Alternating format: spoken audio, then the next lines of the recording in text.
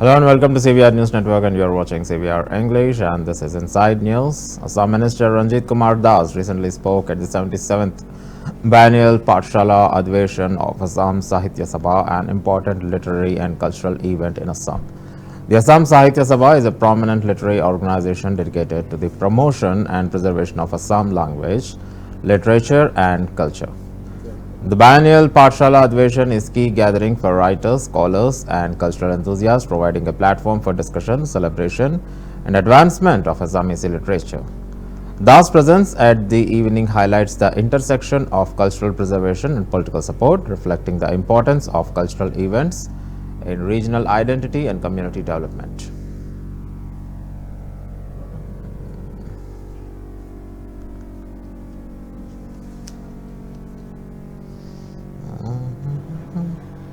देखिए, असम में एक बड़ा ऑर्गेनाइजेशन है, वो नाम है अखम साहित्य सभा।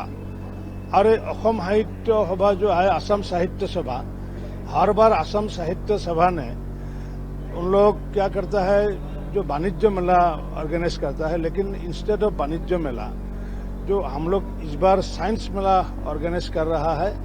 और इस सारे असम में एक अच्छा माहौल आएगा, इसलिए साइंस मेला ऑर्गेनाइज करने के लिए हम लोग का साइंस एंड टेक्नोलॉजी दफ्तर के मंत्री माननीय केशव महंत जी को साथ हम लोग का जो कमेटी है, हम ऑर्गेनाइजिंग कमेटी का हम अध्यक्ष है, और मेरा साथ बाकी जो टीम आया है, टीम आकर के आज बातचीत किया है हम लोग। और इसमें असम सरकार का साइंस एंड टेक्नोलॉजी विभाग का जितना डिपार्टमेंट है, उनका प्लेनेटेरियम हो, उनका रीजनल साइंस सेंटर हो, इस तरफ से उन लोग सहयोग करेगा। और हम लोग सारा जितना डिपार्टमेंट है, जैसे देखिए म्यूजियम, ऑयल इंडिया से ऑयल म्यूजियम को लाएगा, रेल डिपार्टमेंट से रेल म्यूजियम लाएगा, ऐसे आईआईटी गुवाहाटी को इन्वॉल्व करेगा, Dibrugarh university, Assam agriculture university, जितना साइंस का जुड़ा हुआ है, जितना ऑर्गेनाइजेशन है, उन लोग को लेकर के इस बार पहले बार असम का पाठशाला में पहले बार हम लोग साइंस मेला ऑर्गेनाइज करने के जा रहा है। और ये साइंस मेला होगा 31 जनवरी 25 और 1, 2 और 3, 4 फरवरी। ये बहुत महत्वपूर्ण बात है, क्योंकि साइंस को साथ हम लोग जोड़ने के लिए प्रयास कर रहा है। माननीय देश का प्रधानमंत्री अभी जो प्रयास कर रहा है, ये प्रयास का साथ हम लोग ये सहयोग कर रहा है।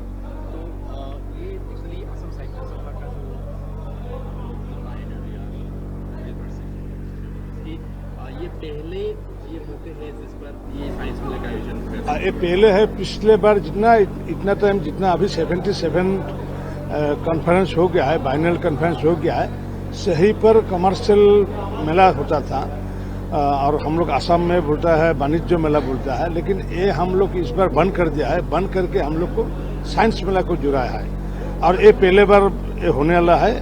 और ये पहले बार होने के लिए जितना साइंस से साथ जुड़ा हुआ लोगो है, और इच्छल जो बजली का जो इलाका है, बजली का लोगो लगभग 30 से 40 लोगों, साइंटिस्ट लोगों अभी असम का बाहर में, इंडिया का बाहर में काम कर रहा है।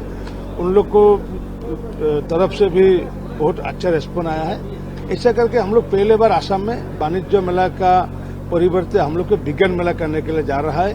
ये साहित्य सभा का जितना साहित्य अनुरागी है, उन लोग भी वेलकम किया है। स्टूडेंट्स को भी मदद मिलेगा, निश्चित रूप से स्टूडेंट्स को मदद मिलेगा, और स्टूडेंट का पार्टिसिपेंट भी होगा। जितना हम लोग का बजाली का हो, जितना असम का हो, साइंस का रिलेटेड जो है।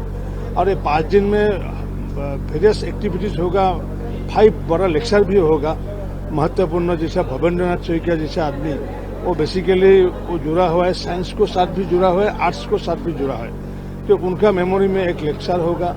एक जो है डॉक्टर कामेश्वर दास, तो कामेश्वर दास है हम लोग का असम का, जो कलकत्ता यूनिवर्सिटी में वो गोल्ड मेडलिस्ट था, तो उसका स्मारक में भी ऐसा होगा। ऐसे करके जितना बजाली का साथ और असम का साथ जुड़ा हुआ है, उन लोग को मेमोरी में एक एक लेक्चर भी होगा। ना हिंदी ना की देखिए, असम में एक बड़ा ऑर्गेनाइजेशन है, वो नाम है अखम साहित्य सभा। और अखम साहित्य सभा जो है असम साहित्य सभा, हर बार असम साहित्य सभा ने उन लोग क्या करता है, जो वाणिज्य मेला ऑर्गेनाइज करता है, लेकिन इंस्टेड ऑफ वाणिज्य मेला जो हम लोग इस बार साइंस मेला ऑर्गेनाइज कर रहा है। और इस सारे असम में एक अच्छा माहौल आएगा, इसलिए साइंस मेला ऑर्गेनाइज करने के लिए हम लोग का साइंस एंड टेक्नोलॉजी दफ्तर के मंत्री माननीय केशव महंत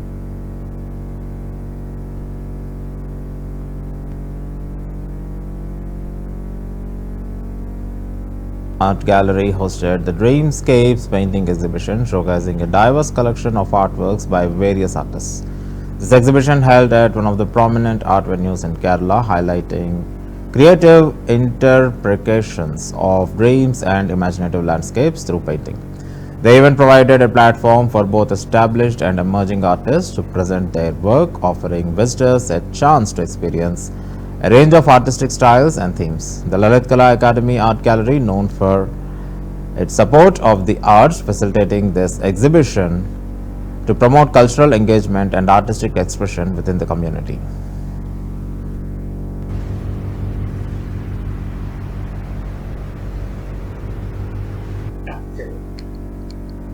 We are a group of artists called RL Views, RLV Fine Arts College Alumni Association. We are conducting a group exhibition. It consists of more than 35 people participating in this exhibition.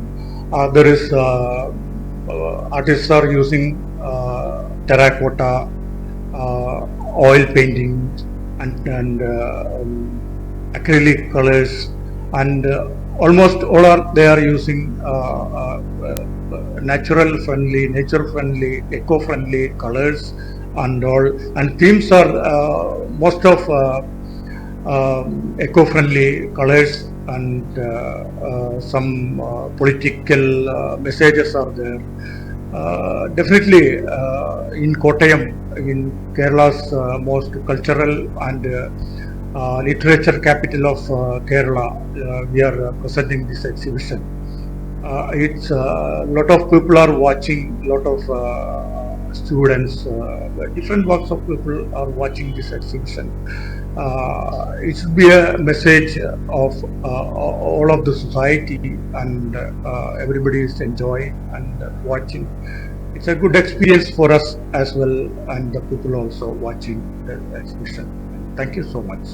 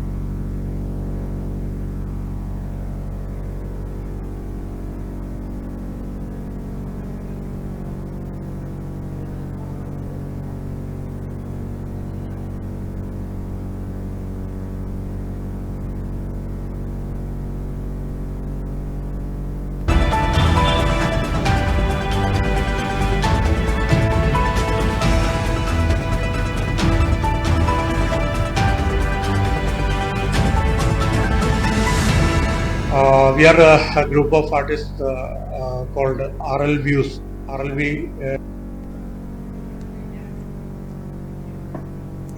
Udit Raj, a Congress leader, has commented on Shiromani Akali Dal's legal notice to Central Board of Film Certification concerning an upcoming movie Emergency featuring BJP leader actress Kangana Ranaut. The Shiromani Akali Dal has raised concerns over the film's portrayal of historic events or figures which they believe could be misrepresentative or controversial. Udit Raj on the matter could involve commentary on the political implications of the film, the legal and ethical considerations of such disputes, or the broader impact on political and cultural discourse. His response would likely address the importance of accurate and responsible representation in media as well as the role of political parties in influencing or contesting such representations.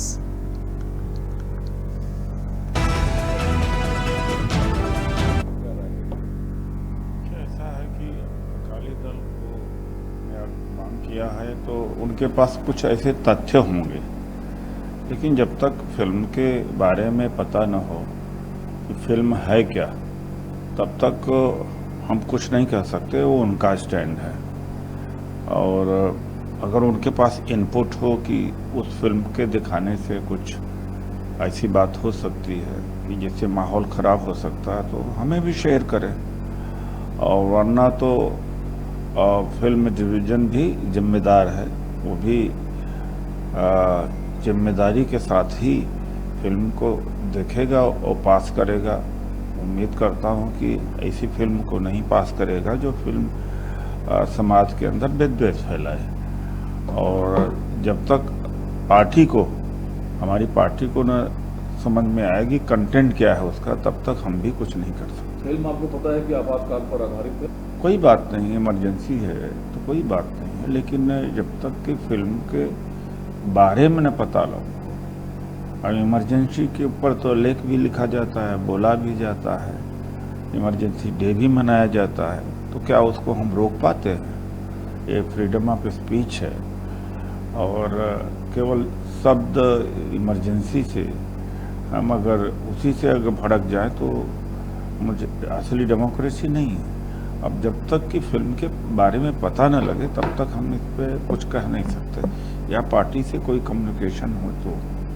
दूसरा सवाल sir ये है कि Delhi court ने कल 1930 Tytler के खिलाफ आरोप तय करने का आदेश दिया।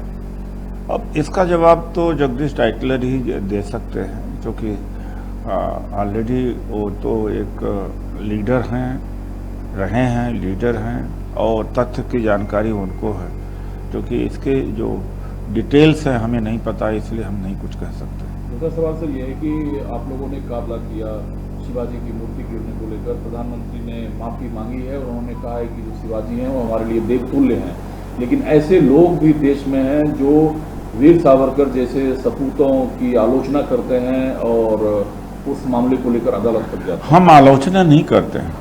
6 से 7 बार वीर सावरकर ने माफ़ीनामा अंग्रेज़ों को दिया था, और सावरकर हैं और गोलवरकर हैं, 1942 में अंग्रेज़ों की सेना में लोगों को भर्ती करने में मदद की थी। ये वो हैं सावरकर जिन्होंने 2 नेशन की थ्योरी दी थी, मुस्लिम लीग और सावरकर।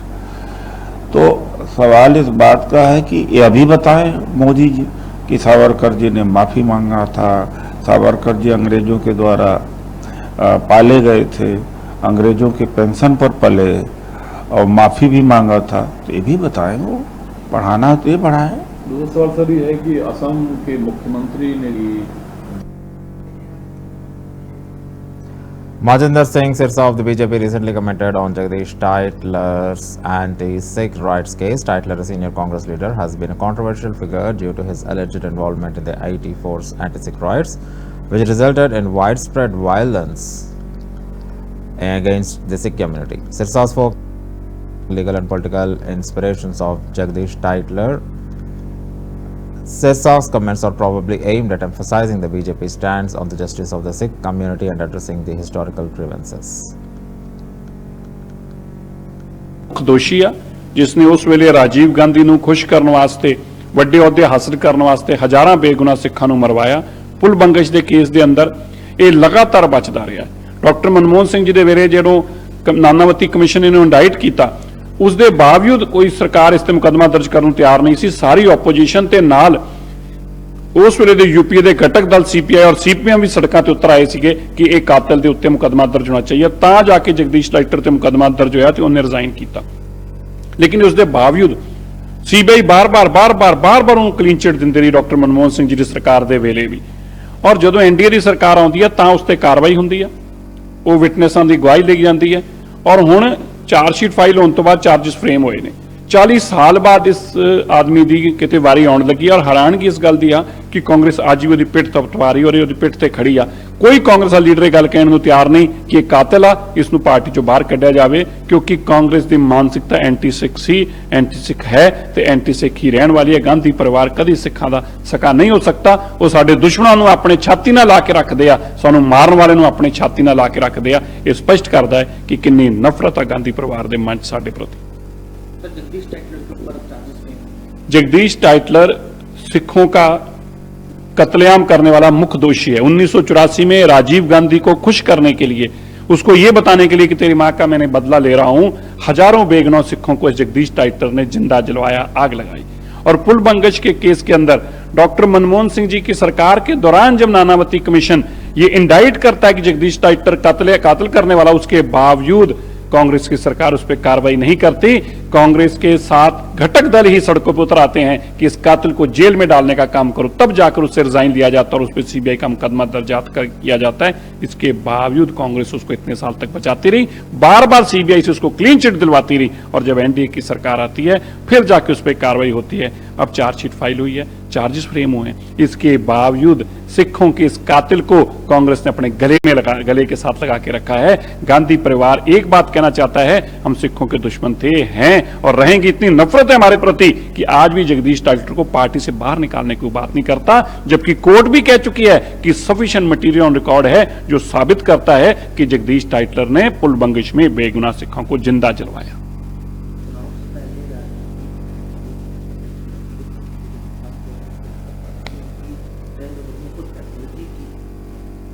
देखिए, बड़ी बात होती है, छत्रपति शिवाजी इस देश के आइडियल हैं, वो इस देश के मार्गदर्शक हैं। वो किसी एक प्रदेश, एक सूबे, एक धर्म, एक जात से बंधे हुए नहीं हैं। उनको हमें इतना छोटा करके नहीं देखना चाहिए।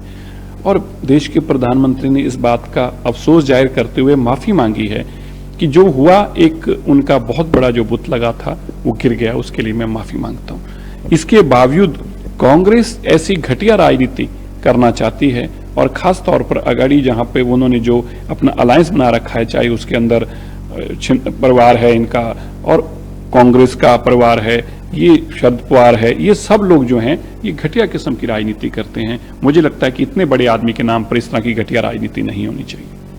इस पूरे मामले में आरोप है कि महाराष्ट्र में सरकार है, उसमें कुछ भी सही नहीं चल रहा है, ये सारी चीजें गलत चल रही हैं, क्या कहेंगे शशि थरूर? देखिए, शशि थरूर तो बेचारे खुद ही गलत चलते हैं। वो किसी को गलत चलना कैसे बता सकते हैं और ठीक चलना कैसे, उसका पैमाना मापाई कर सकते हैं।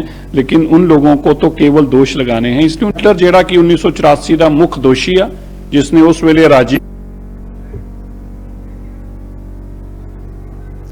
The inter-district judo competition was recently held in Srinagar. This event brought together judo athletes from various districts within the Union Territory of Jammu and Kashmir to compete and showcase their skills in the sport. The competition provided a platform for judokas to demonstrate their proficiency and compete at a higher level, fostering talent and encouraging the growth of judo in the region. Such events are crucial for identifying and nurturing young athletes, prompting sportsmanship and enhancing the overall standard of the sports in the Union Territory. ये venue यहाँ पर indoor complex polo ground पे है, तो इस चीज़ का ये फ़ायदा है कि यहाँ पर जो यूथ है बहुत सारे वो इन्फ्लुएंस हो रहे हैं ये देख के कि यहाँ पर कंपटीशन हो रहे हैं, तो बहुत से लोग इसमें हिस्सा ले रहे हैं, जिसकी वजह से इंडिया का जो स्पोर्ट्स मतलब यूथ मतलब इसमें जो क्वांटिटी है उसमें इंक्रीज़ हो रहा है, और बहुत सारे यूथ जो है वो इसकी ओर आ रहे हैं, और जो एक्टिविटीज़ है एक्स्ट्रा करिकुलर एक्टिविटीज़ उससे बाहर जा रहे हैं और यहाँ की ओर आ रहे हैं, और बहुत सी जो ख़राब चीज़ें कश्मीर में हो रही है उससे बाहर आ रहे हैं और यहाँ आ रहे हैं, जिससे उनका टाइम भी एक अच्छी चीज़ के लिए स्पेंड हो रहा है और उनका फ्यूचर भी सिक्योर है। तो एक प्लेटफॉर्म मिलता है प्लेयर्स को इन कॉम्पिटिशन्स? बहुत ज़्यादा, इससे बहुत ज़्यादा फ़ायदा हो रहा है। यही नहीं कि कश्मीर के लड़के यहाँ पर हर मतलब पूरी इंडिया के मतलब कैंडिडेट जो है उनको वो इन्फ्लुएंस हो रहे हैं इस चीज़ से। यहाँ पे सभी डिस्ट्रिक्ट के प्लेयर्स आए हैं? यहाँ पर कश्मीर और जम्मू की डिस्ट्रिक्ट लगभग सब डिस्ट्रिक्ट के बच्चे आए हैं। तो कितना एक्सपीरियंस मिलता है एक दूसरे से इंटरेक्शन का? यहाँ पर मतलब बहुत मतलब एक्सपीरियंस मिलता है, जब एक डिस्ट्रिक्ट से दूसरे डिस्ट्रिक्ट एक्सपोजर मिलता है कि उनकी थिंकिंग से हम थोड़ा ये सीखते हैं। का नाम? कुंदन। कहाँ से है? उधमपुर। जो किस लिए आए? यहाँ पे हम जूडो खेल रहे हैं, डिस्ट्रिक्ट लेवल कंपटीशन। तो कितना अच्छा लगा यहाँ आके? यहाँ पे आके बहुत अच्छा लगा, मेरा फर्स्ट टाइम एक्सपीरियंस है यहाँ पे कश्मीर में आके। तो अभी और खेलेंगे, अभी और एक्सपीरियंस करेंगे। तो कितना फ़ायदा हो रहा है इस गेम से? फ़ायदा हो रहा है, मैं तो सबको सजेस्ट करूँगा खेलने के लिए, क्योंकि फ़िज़िकल फिटनेस के लिए भी ये बहुत सही है और आगे के लिए भी। स्पोर्ट्स में हर एक किसी चीज़ में आपको आगे रहना चाहिए, कोई भी स्पोर्ट्स हो जाए। तो क्या यहाँ पे प्लेटफॉर्म मिल रहा है आपको आगे जाने के लिए? जैसे यहाँ पे प्लेटफॉर्म मिल रहा है आगे जाने के लिए? हाँ, अगर ऐसे खेलते रहोगे, कंपटीशन डिस्ट्रिक्ट लेवल होगा या कोई भी नेशनल इंटरनेशनल, इसके लिए आपको आगे जॉब्स में भी बेनिफिट मिल सकता है, इनके डिप्लोमा वगैरह काम आते हैं। तो आना चाहिए बच्चों को ऐसी? यस सर, मैं तो सबको सजेस्ट करूँगा आने के लिए। तो हम यहाँ पे जूडो खेलने आए हैं, तो मुझे लगता है पर्सनली कि इस यूथ को इंगेज होना चाहिए इन एक्टिविटीज़ में, क्योंकि हम आज देखते हैं कि ज़्यादातर यूथ्स मतलब कुछ बुरे काम कर रहे हैं और ये चीज़ें हमें मतलब कामों से दूर रखती हैं। तो अभी आप देख सकते हैं बहुत सारे मतलब बच्चे आए हैं और ये पार्टिसिपेट कर रहे हैं इस क्या। कितना फ़ायदा मिल रहा है बच्चों को इससे? देखिए अभी हम मतलब स्टेट लेवल पे हैं, तो अगर इधर से कोई क्वालिफाई होगा तो उसके मौका मिलेगा कि वो नेशनल लेवल पे भी जा सकता है। और उधर से आपको पता है कि एक ओलंपिक गेम है, तो ओलंपिक गेम्स में भी हिस्सा ले सकता है। तो मेरे हिसाब से एक बहुत बड़ी अपॉर्चुनिटी है इनके लिए। तो आना चाहिए बच्चों को गेम्स? जी, मुझे लगता है हर एक फील्ड में जाना चाहिए, क्योंकि कैपेबिलिटी है बच्चों में, तो हर एक फील्ड में जाना चाहिए। तो ऐसे कॉम्पिटिशन्स होने चाहिए हर जगह? हाँ, ऑफ कोर्स। जैसे ओलंपिक मतलब हमें बस जूडो नहीं और भी गेम्स देता है, जैसे विंटर स्पोर्ट्स में भी होते हैं स्कीज विकीज, तो हर एक गेम्स में जाना चाहिए और पार्टिसिपेट करना चाहिए। अगर और बच्चों में आज कैपेबिलिटी भी है, देखिए आप देख सकते हैं कितने बच्चे आए हैं, तो मेरे हिसाब से जाना चाहिए इन सबको।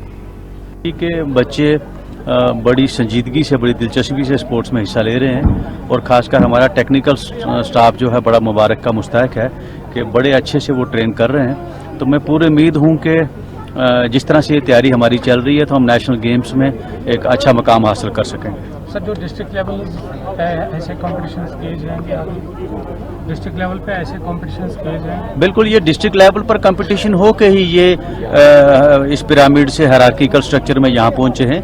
वहाँ से स्क्रीनिंग के होके, स्कूटनी होके, मुकाबले जीत के जो टीमें यहाँ आई हैं, फिर वो लोग यहाँ आए हैं और यहाँ फिर से इनसे मुकाबलों के बाद फिर जो अच्छे 10-11 प्लेयर जो निकाले जाएंगे, जो हमारी यूटी को नेशनल गेम्स में रिप्रेजेंट करेंगे। और जैसे कि मैंने कहा कि मैं पूरी उम्मीद हूँ कि हम इसमें अच्छा मकाम और मेडल हासिल करेंगे।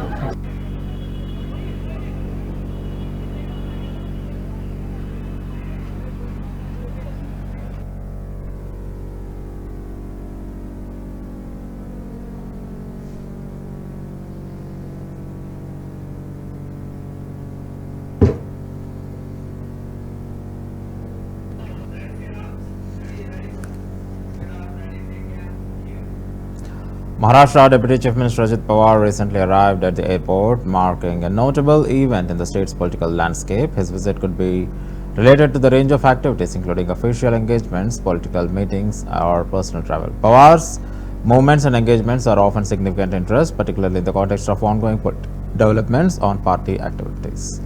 His arrival at the airport might be tied to important discussions or initiatives governing the state governance, coalition politics, or election strategies.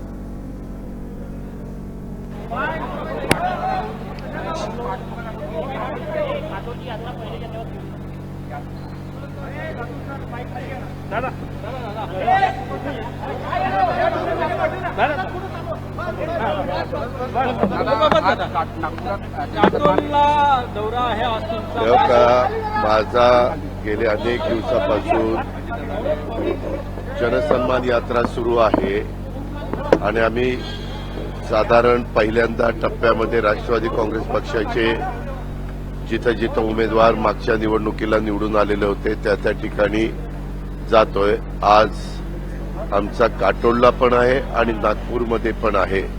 नागपूरमध्ये आहे तो लाडकी बहीण योजनेचा सेकंड टप्पा, पहिला आम्ही पुण्यामध्ये बालेवाडीला केला। आज पण मोठ्या प्रमाणावर आमच्या बहिणींच्या, मायमाऊलींच्या अकाउंटला आम्ही ते चेक पाठवतोय, डीबीटी करतोय। त्याच्यावर तो एक कार्यक्रम आहे आणि उद्या पुसद आणि वरुड मोर्शीवरून तिकडं कार्यक्रम. दादा काटोलमध्ये तुमची यात्रा, याचा अर्थ असा होता की काटोलवर दावा केला तुम्ही लढणार. एक मिनिट, आम्ही अजून एकत्र त्या ठिकाणी एक पहिले आमचा राऊंड झालेला आहे. आम्ही त्याच्यामध्ये परत बसणार आहोत आणि साधारण 288 मतदारसंघातले कुठले कुठले मतदारसंघ कुणी कुणी निवडायचे त्या पद्धतीनं चर्चा करून मार्ग. पहिल्या राऊंड मध्ये दादा किती जागांवर एकमत झालं? मी एक मिनिट, ज्या दिवशी आमच्या सगळं होईल त्यावेळेस मस्तपैकी तिघं मिळून प्रेस कॉन्फरन्स घेऊन सांगू. हे आता पाहिलं इलेक्टिव्ह मेरिट निकष आहे. मला बाकीचं काही बोलायचं नाही. मला माझ्या पुरतं बोला, त्यांनी असं केलं त्यांनी तसं केलं, मला काही कुणाशी घेणं देणं नाही. मी जनसन्मान यात्रेच्या सुरुवातीलाच ठरवलेलं आहे, मला कुणावर टीका करायची नाही. मला कुणी काही बोललं तर माझ्या अंगाला काही मुख पडत नाही. माझं काम, मी काम करतो, मी कामाचा माणूस आहे आणि आज चांगल्या योजना अर्थसंकल्पाच्या माध्यमातून महाराष्ट्रातल्या जनतेला, सर्व जाती धर्माच्या समाजाला देण्याचा प्रयत्न आम्ही केलेला आहे. ते सांगण्याचं काम आमचं चालू आहे. काय